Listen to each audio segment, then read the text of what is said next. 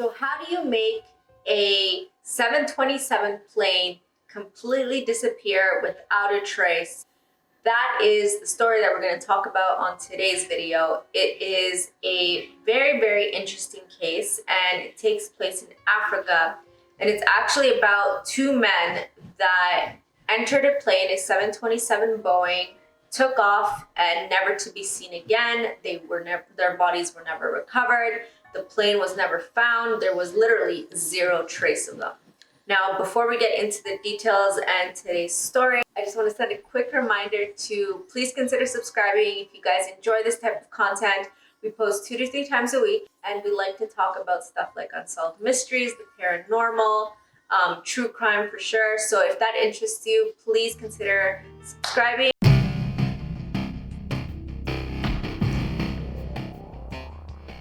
Now, this story was so intense, and it was such a thorough investigation that it wasn't just the FBI that was involved.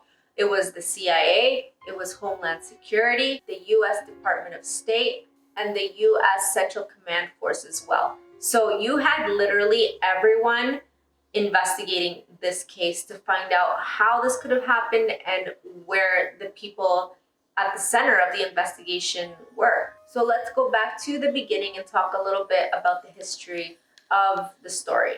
So this story takes place in Lauda, Angola, and we'll put a map here so you guys can see where this is. The missing plane, like I mentioned earlier, was a Boeing 727. And even though these planes are no longer in service, they were definitely one of the largest commercial planes in use at the time. Now, the plane in question was actually a former American Airlines plane, which had actually been retired 3 years prior. And the plane was owned by a company based out of Miami by a man named Maury Joseph. Now, because the plane wasn't being used in the States, he decided to lease the plane out to Tag Angola Airlines. And this plane was intended to be used for commercial purposes, but there were several issues that we'll go into a little bit later that prevented this from happening. So the plane, even though it was being leased out to a different airline, it still had the American Airlines logo and paint job on there. So on May 25th, 2003, there were two men that boarded this flight. Now, there are reports that there could have been other people on this plane, but the two people that were seen boarding this plane were Ben Padilla and his assistant, John Matantu. Now, Ben Padilla was a pilot, but he was not licensed to fly Boeing 727s. He was actually licensed to fly smaller airplanes. And the reason he was hired was because even though he didn't have a license in Boeing 727s, he was an expert in these types of planes. He had a lot of knowledge as to how to fix them. And on that day, he had actually brought his assistant mechanic, John, with him to do the job. Now, it's important to note that he was hired by the man who owned the plane, which I mentioned earlier was Maury Joseph. And their job that day was to bring the plane up to operational standards, which is why his expertise played such an important role in him being hired. So after the two men get onto this plane, the sun starts to set. It was approximately 5-6 o'clock that evening when the plane started taxiing onto the runway. Now, everyone knew that this plane was not supposed to be moving.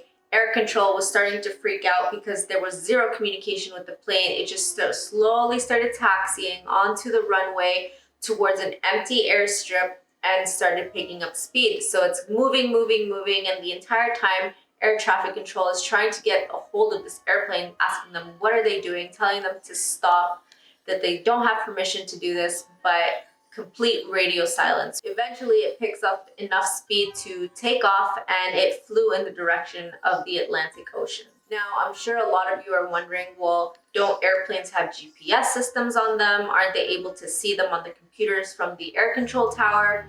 Which they do if their air transponder is turned on. This is their version of the GPS, and unfortunately, whoever was in that plane, whoever was controlling the plane, had turned it off. So there was absolutely zero way of understanding or knowing where this plane was going.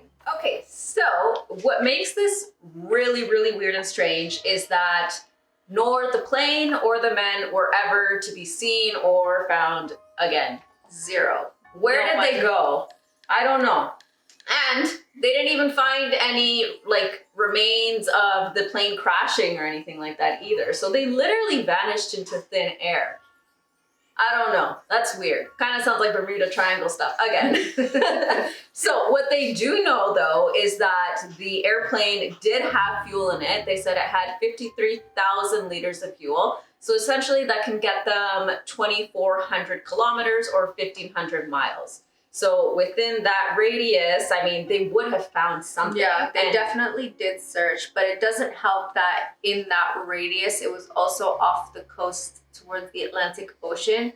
Because if you see in the map, Luanda is actually right near the ocean. So there was a lot of room to play in the ocean, but there was no sightings, there was no floating debris ever found. what happened? Was this planned? Were they kidnapped? Was this some freaky paranormal stuff? Like, what happened? We have a few theories, which we will explain. Let us know what your theories are too, because it is definitely an interesting story. So theory number one, insurance fraud. So like we had mentioned earlier, the plane was being leased out to TAG, Angola Airlines, specifically to a man named Keith Erdwin. So the plan was with the leasing, he would end up buying the plane for $1 million. But he quickly ended up defaulting on payments. So because the plane wasn't being used either, on top of the defaulted payments and being behind, the plane was kind of just sitting at the airport racking up a bunch of fees. And what investigators were kind of trying to guess or to figure out was that maybe the man who actually owned the plane, Maury Joseph, not Keith Irwin, this was kind of his way to kind of regain money from the losses, from the defaulted payments. Maybe he had the plane stolen. Maybe he had it crashed or whatever. Anything to kind of get insurance to pay for it, right? There was speculation that he hired Ben Padilla to go onto this plane under the disguise of fixing it, but he had actually or allegedly been paid to take this plane and fly it off to the middle of nowhere. Yeah, and they actually, this was kind of a strong lead at the time too, because Ben Padilla actually had previous criminal history of falsifying records. So, you know, it wouldn't be too far off for him to also be in line with this type of insurance fraud. But they did do a polygraph on Maury and ended up passing. So that kind of just, that lead there. Kind of killed the big lead investigators had, and it really just left everyone scratching their heads, wondering, okay, well, if it wasn't this, then what actually happened? And that leads us to our next theory. Now, the next theory is that Padilla actually acted on his own, even though his assistant was with him.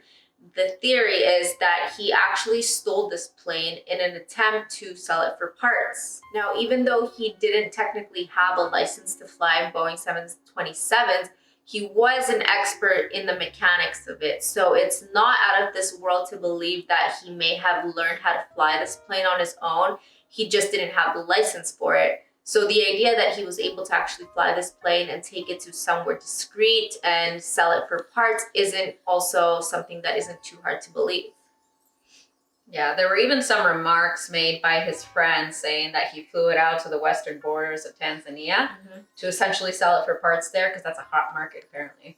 Now, this theory actually isn't really believed by Padilla's family, especially his brother. He refuses to believe that his brother would do something like this. So this theory is a little bit flippy-floppy, wishy-washy, which leads us to our next theory. Yeah.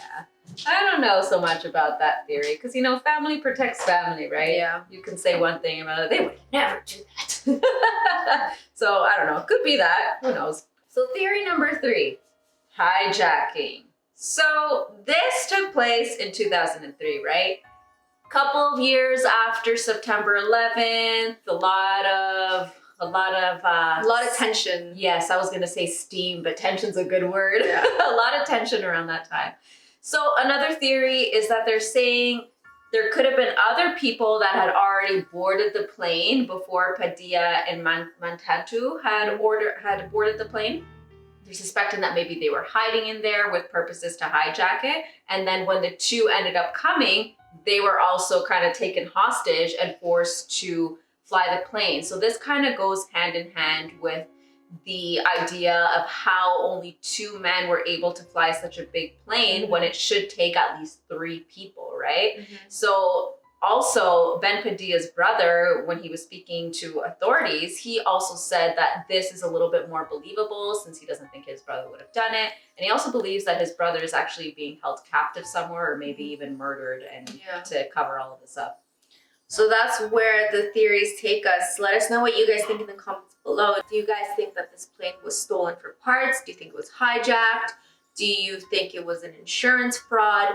Let us know in the comments below. It's been almost 20 years since this plane has gone missing, and it's not as documented as the Malaysian Airlines plane that people are still searching for, but it's still pretty creepy. Stay tuned for the next episode of Heebie Jeebies TV. Comment, like, subscribe, Heebie Jeepsters. See you next time.